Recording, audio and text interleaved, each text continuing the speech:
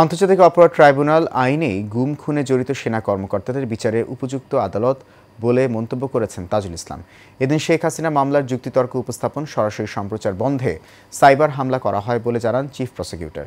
এদিকে গুমের মামলায় অভিযুক্ত সেনা কর্মকর্তাদের জারি করা গ্রেপ্তারি পরোয়ানা পাঠানোর রিসিভ কপি হাতে পেয়েছে বলে জানিয়েছে প্রসিকিউশন। ওয়ালিস সিদ্দিকীর রিপোর্টে দেখুন বিস্তারিত। শুরু হলো শেখ হাসিনা সহ ৩ জনের বিচারের শেষ ধাপ।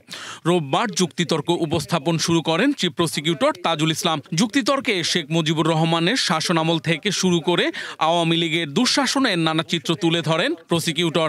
বিগত আওয়ামী লীগ সরকারের সময়কার যে রাজনৈতিক প্রেক্ষাপট, তারা কিভাবে স্বৈরশাসক হয়ে উঠেছিল এবং তার আগের আমলে স্বাধীনতা উত্তর বাংলাদেশে আওয়ামী লীগ কীভাবে দুঃশাসন অপশাসন চালিয়েছিল, সেই প্রেক্ষাপটগুলো আমরা তুলে আনছি।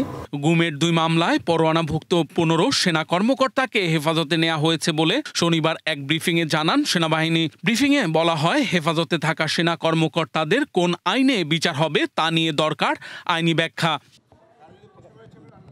চিফ প্রসিকিউটর বলেন, আইনি মতামত চাইলে দেয়া হবে, তবে গ্রেফতারের 24 ঘন্টার মধ্যে আদালতে হাজিরের আইনি বিধান রয়েছে। হাজির করলে পরবর্তী বিষয়ে আদালত সিদ্ধান্ত নেবেন। শুধু আমাদের এই আন্তর্জাতিক অপরাধ ট্রাইব্যুনাল আইন নয়, আমাদের সংবিধানও এটা স্বীকৃত যে গ্রেপ্তার করে 24 ঘন্টার বেশি কাউকে আটক রাখা যায় না। যদি আদালত আপনাকে আটক রাখার অথরিটি দেয়, কেবলমাত্র তখনই আপনি আটক রাখতে পারবেন। সুতরাং যাকে যখনই গ্রেপ্তার করা হবে, তাকে আইনের বিধান হচ্ছে তাকে আদালতের কাছে আনতে হবে। আদালত যদি তাকে আটক রাখতে বলে আটক রাখা হবে, আদালত যদি তাকে ছেড়ে দিতে বলে জামিন দেয় সেটা দিতে পারেন। সুতরাং ডিসিশন নেওয়ার অথরিটিটা তখন আদালতের হাতে চলে যায়। এইটাই হচ্ছে আইনি ব্যাখ্যা।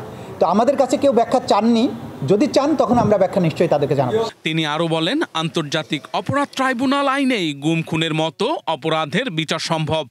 সংবিধান নিজেই বলে দিচ্ছেন যে 1973 সালের ক্রাইমস ট্রাইব্যুনাল অ্যাক্ট এর মূল্য সংবিধানের চেয়েও শক্তিশালী। সংবিধানে এটাকে প্রোটেকশন দিয়েছে। সুতরাং এই আইনের কোনো বিধানকে চ্যালেঞ্জ করা যাবে না।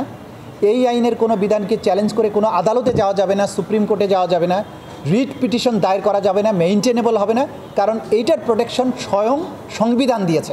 এদিন শেখ হাসিনার মামলার যুক্তিতর্ক উপস্থাপন সরাসরি সম্প্রচার শুরু হলে সম্প্রচার বন্ধে সাইবার হামলা করা হয় বলেও জানান তাজুল ইসলাম। আজকে যখন আমাদের এই আর্গুমেন্টগুলো সোশ্যাল মিডিয়ায় লাইভ সম্প্রচারিত হচ্ছিল, সেই সময় আমাদের আন্তর্জাতিক অপরাধ ট্রাইব্যুনালের চিফ প্রসিকিউটর অফিসের যে ফেসবুক পেজ, সেটার উপরে সাইবার অ্যাটাক করা হয়েছে। করার মাধ্যমে ফেসবুকটাকে সাময়িকভাবে ডিসেবল করে দিয়েছিল তারা, যদিও সেটা উদ্ধার করা সম্ভব হয়েছে। যুক্তিতর্ক উপস্থাপন শেষ হলে এই মামলাটি রায়ের দিকে যাবে। Wallis Siddiqui, Asian television, Dhaka.